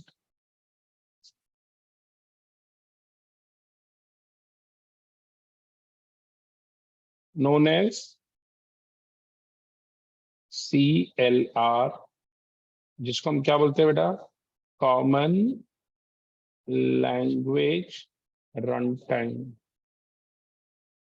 and also creates JIT, क्या बोलेंगे इसको? Just in time compiler. तो भाई ये मेरा पहला रिक्वायरमेंट है। वो हर मशीन जिसपे हम .NET इंस्टॉल करते हैं, वो हर मशीन जिसपे हम .NET इंस्टॉल करते हैं, उस मशीन पे एक वर्चुअल एनवायरनमेंट क्रिएट करता है। आगे बैठ जा, खाली है जगह।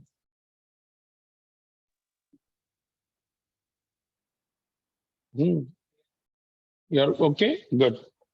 अच्छा, खाली वो CLR नहीं बनाता बेटा, वो और क्या बनाता है? एक और कंपाइलर बनाता है जिसे हम क्या कहते हैं? Just in time compiler. Okay, अब देखो मैं क्या कहता हूं। Output of compiler in C# is CLR understandable code,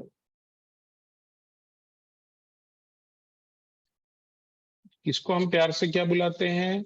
known as MSIL, which is Microsoft Intermediate Language. It is not executable code. ये रन होता है क्या? ये रन नहीं होगा। It is not executable code. ये क्या है बेटा? It's intermediate code. इसको क्या बुलाते हैं हम? Intermediate code. ये 2 पॉइंट लिखिए।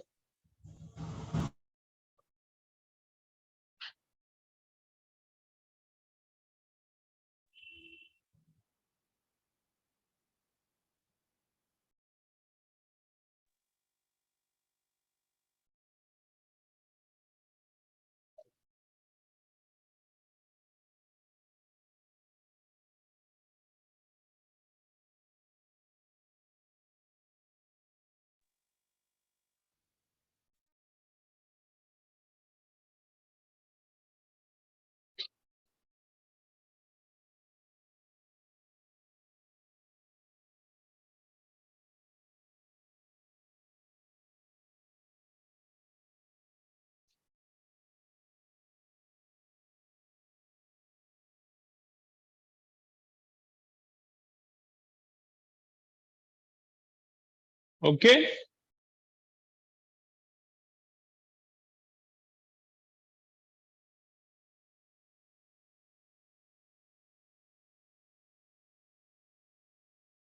फाइन। तो आप इसका आगे का आप ऐसे लिखेंगे, देखो हमने क्या बोला, कंपाइलर का आउटपुट क्या होता है, MSIL होता है, करेक्ट। दी JIT कंपाइलर कन्वर्ट्स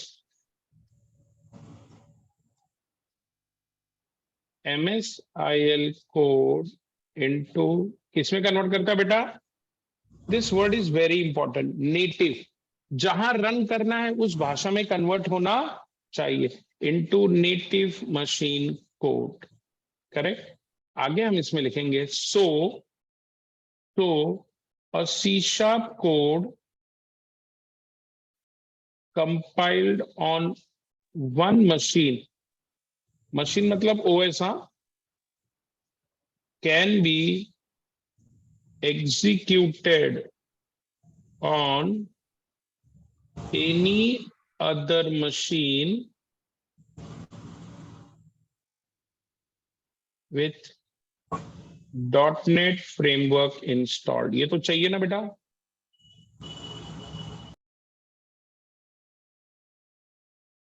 तो C# is platform independent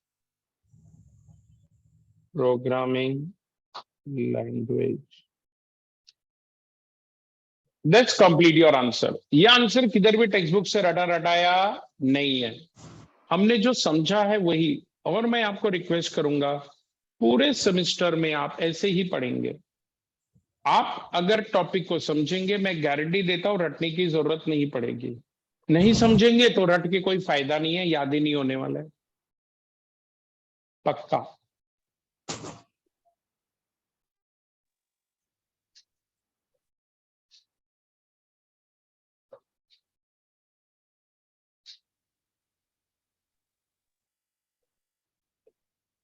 Sadia ji बेटा, आपने कहा इट कैन रन ऑन, नहीं, without making changes in it भी is not a correct answer. It can run on any OS का मतलब कंपाइल कोड बेटा, एक minute, source code Java, .java file, .c file कहीं और लेके जाना कोई दिक्कत नहीं है। सोर्स कोड हमेशा पोर्टेबल होता है।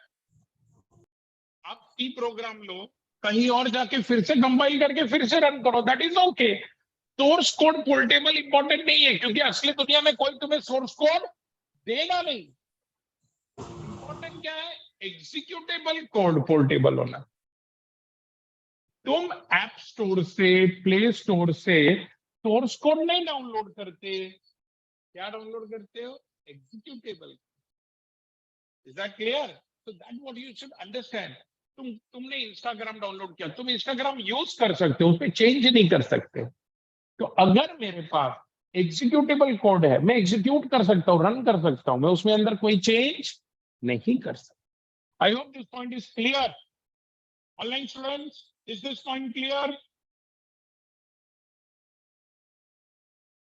Yes, sir. Yes, sir. Fine. So we will stop our discussion here. The lecture timings are 6 to 8.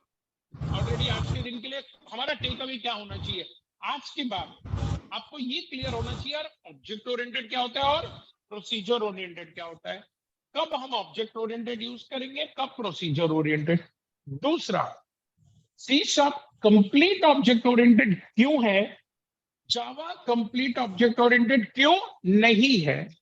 तीसरा, ये प्लेटफॉर्म इंडिपेंडेंट होता क्या है। तीन, क्यों प्लेटफॉर्म इंडिपेंडेंट नहीं है, क्यों कंपाइलर मशीन कोड बनाता है। C++ भी नहीं है, क्यों कंपाइलर मशीन कोड बनाता है। जावा है, क्यों कंपाइलर इंटरमीडिएट कोड बनाता है। यहाँ पे जिसको हम MSIL बोलते हैं, जावा में उसको क्या बोलते हैं, MSIL बाइट कोड बोलते हैं। यहाँ पे जिसको हम, एक मिनट, यहाँ पे जिसको हम CLR बोलते हैं, जावा में JVM बोलते हैं। यहाँ पे जिसको हम PLR बोलते हैं, जावा में JVM। यहाँ जिसको हम MSIL बोलते हैं, जावा में बाइट कोड। JIT दोनों जगह सेम है, उधर भी JIT है, इधर भी JIT। Is that clear everyone? I hope you understood everything. So can we call off the session? Online student, can we call off the session? So we will meet next Monday and I will share you this content. Is that clear? Online बच्चों? Yes, sir. चलो, thank you very much. Good night everyone. Take care. मिलते हैं अगले सोमवार.